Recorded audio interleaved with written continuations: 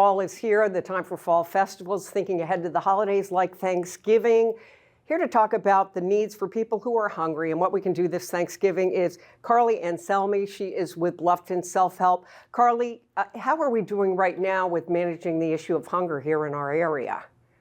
Yeah, I think the need is rising. I know Courtney talked to you all last month about September being Hunger Action Month. And so with that, our community has stepped up. We are hearing our doorbell ringing with donations, but as we approach the holiday season, the need is continuing to rise. We distribute about 50,000 pounds of food each month. And last month in August, we saw 88 new families register for our market. So we can kind of see that need rising, and we need our community support. What can people actually do? I want to get into what you'll need for Thanksgiving, but what things can community members do to help other than, and I'm sure everyone appreciates monetary donations, but what other things can people do to say, hey, I'd like to help Bluffton Self Help with the hunger problem? Yeah, there's a couple ways that you can support us. One is just spreading awareness. So starting that conversation about the need in our community, sharing things like our social media posts, just so people start that conversation is really helpful. So talking to your families, your friends. Of course, you can host a drive. And so hosting a drive with things like non-perishables and being able to shop our most needed items is extremely helpful. So sharing it with the community that you live in, the workplace, maybe your pickleball league, anything like that supports us, and we really appreciate it.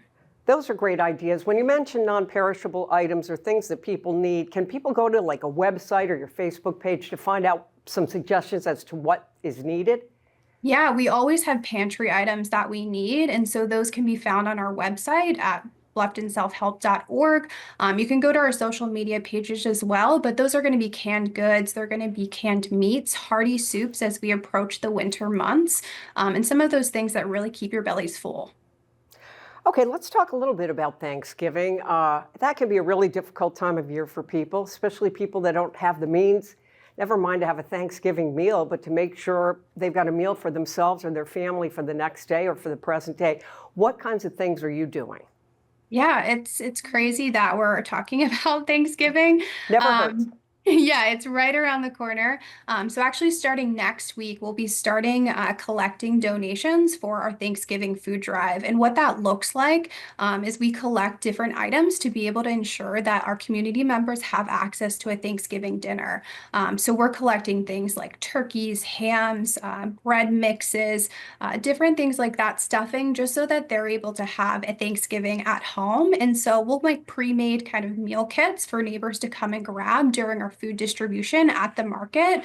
And so we really need the community support to make sure that all of our neighbors in our community have access to a Thanksgiving dinner. Is there one particular moment or time when you really saw the difference that helping people who were hungry, what difference you've made? Yeah, I think we had a food distribution last night, and it's just really impactful to see our volunteers' relationships with our neighbors. So when neighbors come and shop at our market, usually they come on the same days, and so do our volunteers. They help out typically on the same days at the market. So seeing the relationships that they're able to build one-on-one to check in on, see how people are doing. If you don't show up at the market, we might give you a call and say, hey, what's going on? Everything all right? And so being able to see that connection and that meaningful impact with building with these neighbors is super impactful. So I think it's all those little moments that build up to really show that impact on our community and have that relationship. And you know what, I think sometimes being able to put a face with the person that you see as in need, put a face to that name, or it's not someone anonymous, can truly make a difference. So I bet you anything, some of those volunteers really do make a commitment to help out, don't they? They're amazing. We could not do the work we do without our volunteers, and they're really the backbone of our organization. So we're super grateful for them, and they're our community members. So we appreciate anybody who's volunteering with us. Well, Carli Anselmi, thank you so much for joining us here on WHHI's News. Thanks for having me. Don't go away. Much more on the WHHI News still to come.